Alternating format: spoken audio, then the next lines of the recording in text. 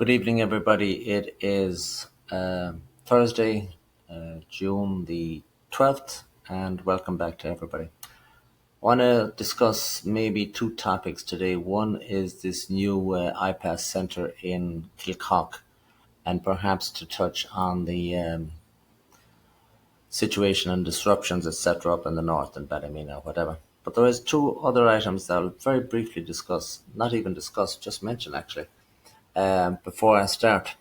And that is the fact that some 60-year-old man plus has been arrested for a murder of a young lady, Annie McCarrick, back decades ago. So let's hope that this is the right person, and let's hope to have a solid case, and let's hope that justice, even delayed, is finally done.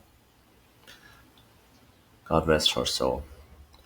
The other thing I want to just briefly touch on too is this situation with a jet aircraft that crashed on takeoff in some city in India heading towards London. When a situation like this happens, the media, RTE, CNN, everybody and their grandmother will milk it now for as long as possible because it's an absolute perfect distraction from the serious issues that somebody might actually bring up that is worthy of talking about, and even more importantly, has an impact on Irish people themselves. The loss of 250 people on a crash halfway across the world has absolutely zero impact on anybody in Ireland unless they're actually related to one of those people. You could actually say it has very little impact, if any, on anybody in India either, unless, again, they have kinfolk on that plane. To put it into perspective, I just googled these stats and the numbers. In car accidents, each and every single day in India, 460 people are killed in car accidents every single day. The number of people that die in India every day is exactly 100 times greater than the number of people killed in that crash, which is 26,700 odd people. Now, when this happens, you're going to have King Charles coming out saying he's shocked and this, that, and the other. You're going to have that little fellow, what's his face, up there in Orson, up the Rhone, the guy that has lived off somebody else's sweat for the last 90 years, whatever age he is. I don't know what age he is. And he, of course, was shocked, and my thoughts and my prayers, etc. And that fool, Simon Harris, he was shocked, and he instructed the Department of Foreign Affairs to keep monitoring the situation, whatever that means. The plane has crashed and people have been killed, and it's all over. Eventually, hopefully, there will be a inquiry as to what happened. I watched the video of the plane taking off and it crashing. It was only in the air for about 7 seconds. It ascended, it leveled off, and it descended in a smooth curve. To me, there's only two possibilities. One, the plane possibly was overloaded, if you could believe that. Or two, the pilot just got a heart attack or whatever, if you could believe that as well. And indeed, some people will well believe it because it's happening all the time. Anyway, it is as of yet unknown what the cause of that plane crash is. That particular model of a Boeing 7, whatever it was, it's not particularly known for being very safe or whatever. So the stock of Boeing had a significant drop today in the stock market, etc., etc. And that will be it, over and done with. But that, of course, will dominate the news today. Getting back to the situation in Kilcock, it's a bit of a problem. I could have solved this problem myself. I had a little bit of a time machine to go back a month and a half or whatever. There is a convent in Knock, supposedly having been used up till relatively recently for a home for nuns in their final years, where they live out the rest of their lives or whatever. I can only assume it's a beautiful building. I can only assume it goes back a couple of 100 years. I can only assume it's beautiful architecture. It's a significant building in the town. I understand it's between two schools, so it's in the center of town. It perhaps almost dominates the town. It's a very important building. I did hear some other fellow interviewing a lady that was organising a protest there for 7:30 this evening. Um, Hopefully they got a few people out. I would question though how active those people were 6 months ago or whatever, when people were looking and trying to get this word out into the public domain, etc. Now, of course, in Ireland, as these iPass centres and these new people come into each and every single little locality or community, it is now that people are all of a sudden coming out of their shells and getting upset or whatever.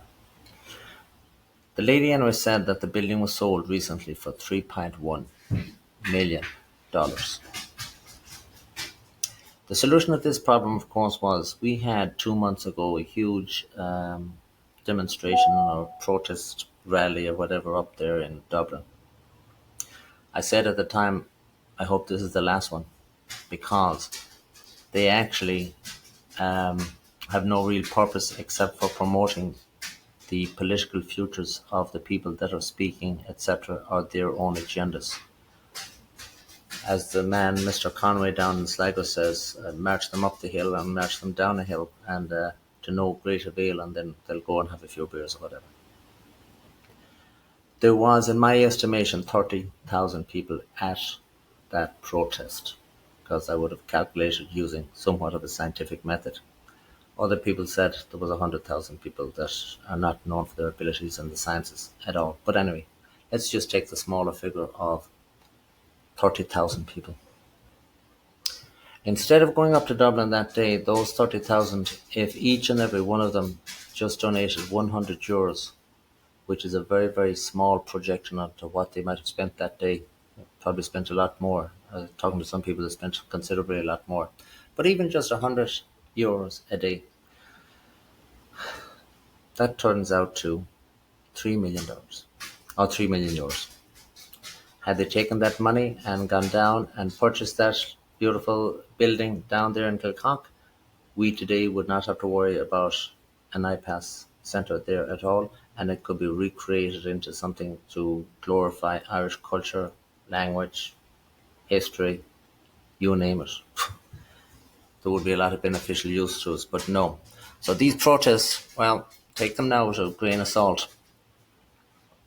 And except for the one organised in about a month from now by John Malloy, who actually has stated a purpose for his protest, the one down in Cork, likewise, what was the purpose of that protest?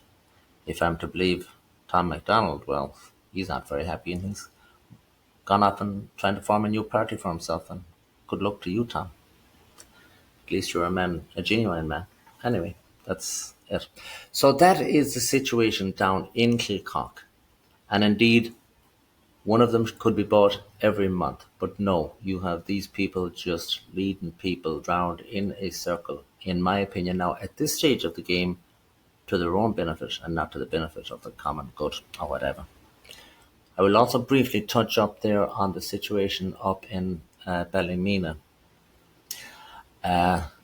It's a tough situation up there. I was very surprised to see a lot of well-known figures on Facebook coming out and, oh man, saying that these people are savages and they're burning, they're doing this, that and the other. And we are only into peaceful protests. Well, my study of history tells me that peaceful protests are not very productive at all. So, if history is a guide, what's happening now up there is a little bit of a spanner in the works for the game plan of the people that's organising this situation and this turmoil and this societal chaos. Because those people that have been planted into an area where they really do not belong, they actually might be intimidated to pack their bag and return to where they should be. Now that's just what history suggests to me will happen. We will see. Anyway, I'm trying to keep these to 10 minutes because 10 minutes is a long time to listen to me. Thank you very much for listening, and tomorrow is another day.